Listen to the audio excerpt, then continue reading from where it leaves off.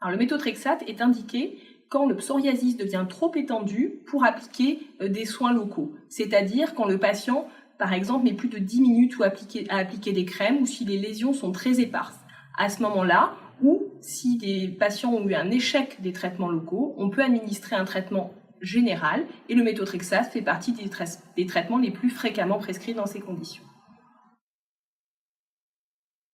Ce traitement est efficace chez les patients psoriasiques, chez environ 3/4 des patients. L'efficacité est cependant assez lente et on ne peut pas la juger avant au moins 4 à 6 mois de traitement.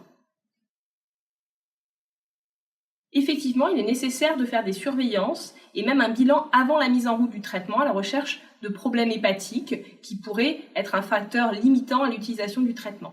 Une fois ce bilan initial effectué, on propose des surveillances régulières de prise de sang, axées sur le foie et sur la numération formule sanguine, faites de façon assez rapprochée au début du traitement, puis si tout va bien, qui s'espace progressivement.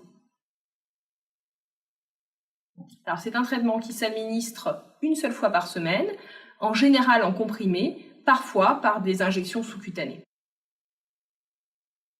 Ce médicament n'est pas compatible avec un souhait de procréation, que ce soit chez l'homme ou chez la femme. Chez la femme, il est nécessaire d'avoir une contraception toute la durée du traitement et la conception peut être envisagée dès l'arrêt du traitement. Chez l'homme, il faut attendre 3 mois après la fin du traitement pour envisager une procréation. Ce traitement peut être prescrit très longtemps tant qu'il est bien supporté et efficace pour le patient. C'est un traitement qui est utilisé depuis plusieurs dizaines d'années dans les maladies inflammatoires chroniques, en particulier rhumatologiques. On a un très bon recul sur ce traitement et on considère aujourd'hui qu'on peut le donner de façon prolongée sans aucun problème.